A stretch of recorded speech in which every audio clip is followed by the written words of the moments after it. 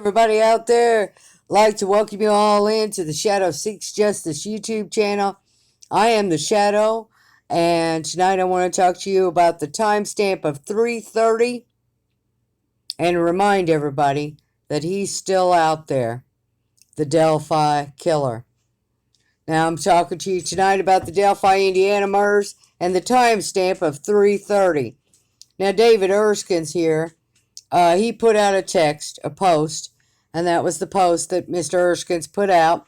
And it said that he had read the coroner's report that said that everything was done and over with within the murder at 3:30. Now, I'd like to point out two things here. First off, one, we don't know if the coroner report said 3:30 a.m. or 3:30 p.m. Just said 3:30. Okay?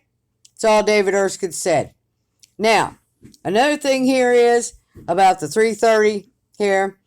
Now, David Erskine, he is related to the Williams family. I just want to put that out there. And he was one of the people that found the bodies. But I would like to talk about this 3:30 timestamp here.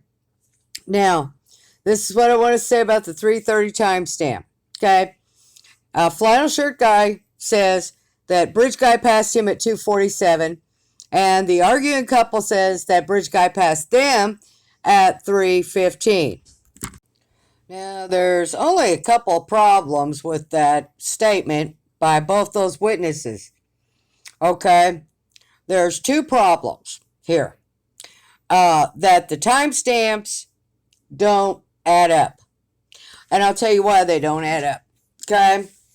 Now, we know that it was done and over with, supposedly, at 3:30. Now, we also know that the killer posed the bodies. He got rid of the clothes and threw them in the creek and probably cleaned up.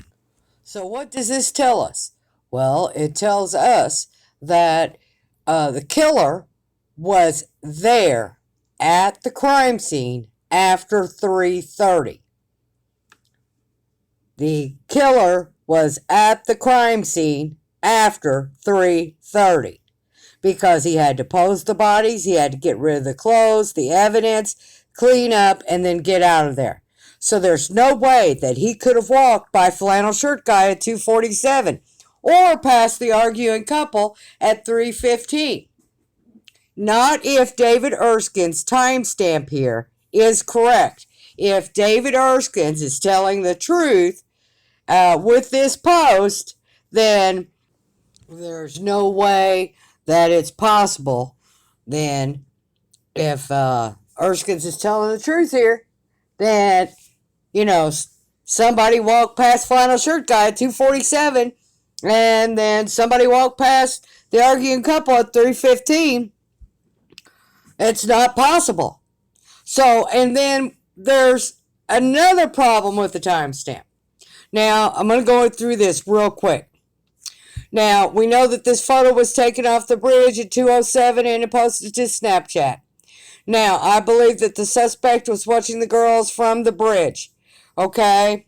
And that he knew that they were on the edge of the bridge towards the end. And he knew that he had to get on the bridge at that time to trap them on the end of the bridge. Now, I believe the suspect knew that they were at the end of the bridge. I also believe that shortly after Liberty loaded the picture up to Snapchat at 2:07, that bridge guy then got on the bridge. I'm thinking about 3 minutes after. So that'd make it 2:10. It takes 5 minutes to get across that bridge. So now the suspect is right on the girls, and it's 2:15, and he commands them down the hill.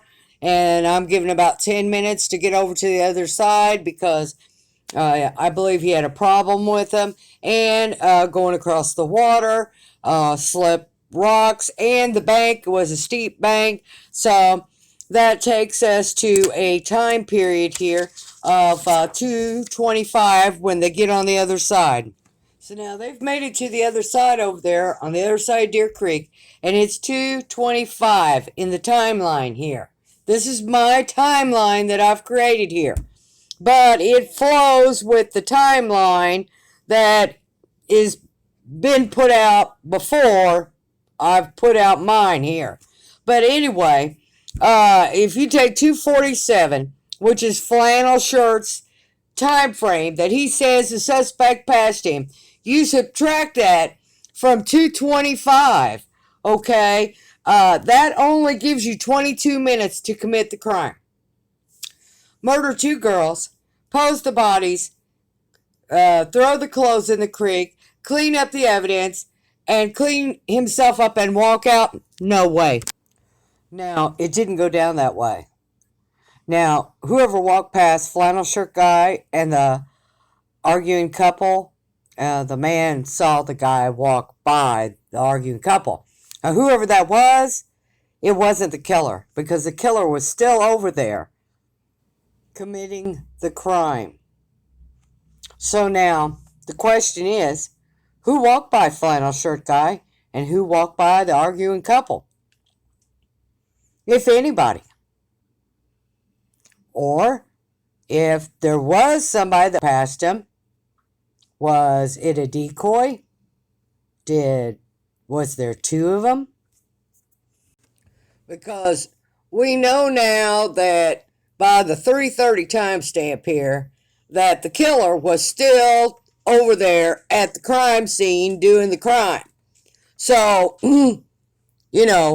whoever walked by Flannel Shirt Guy and the arguing couple going out towards Freedom Bridge, he was not the murderer, okay? Because the murderer was still over there doing the crime. Now, I'd also like to point out here something else. Now, with this 3:30 timestamp, this gives us an idea. Now, if Erskine's here is telling the truth, then that it makes a big difference here in a lot of things, okay? So now, we got Derek showing up here now at the bridge to pick up the girls at about 3:15, okay? And he makes a couple calls, tries to get a hold of them, and he can't get a hold of them. So Derek immediately starts walking the trail looking for him. And he runs into Flannel Shirt Guy. And Derek asked Flannel Shirt Guy if he had seen 2 girls, and he said, no, just the arguing couple down towards the bridge. Now, right here, Flannel Shirt Guy has an alibi.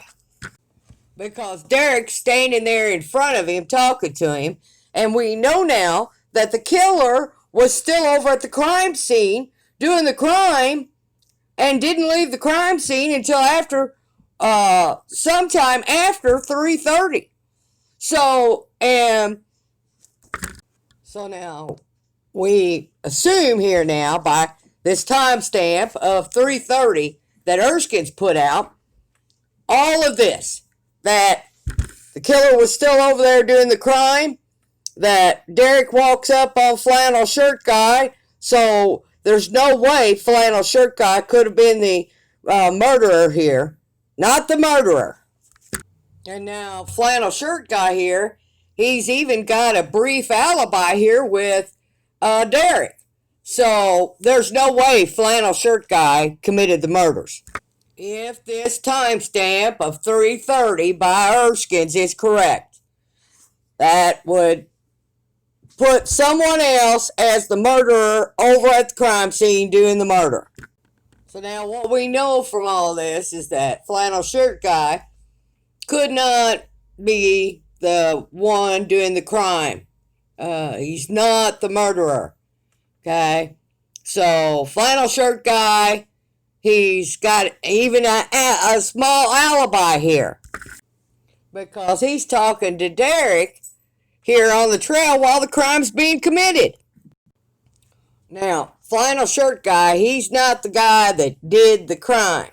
Now, I'm not saying he couldn't be somehow involved in this as a co-conspirator, but here with this timeline now, flannel shirt guy, there's no way he could have committed the crime and actually done the murders. So a brief rundown of what we know now, okay? That flannel shirt guy couldn't have done or been the murderer, all right, for one. Two, that the timestamps don't add up, and the timestamps don't match up here with the witness testimony here. So whoever was the witnesses here, whoever went past them was not the killer. Or their testimony here of when the time when they walked past is off.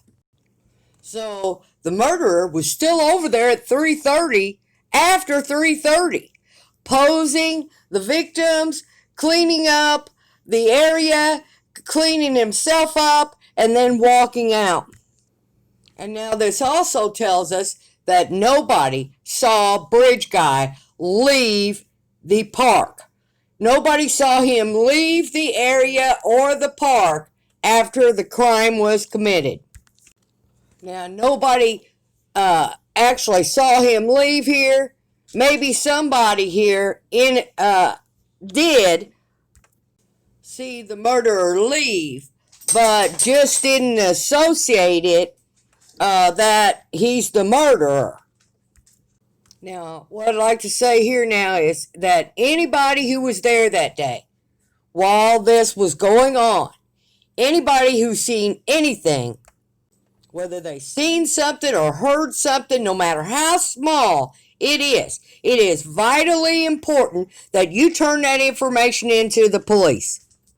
So if you were there and you saw something or heard something, and no matter how little it is, or how irrelevant you think it is, you still need to turn that into the police. Now, call the tip line. I am the Shadow. Like, share, and subscribe.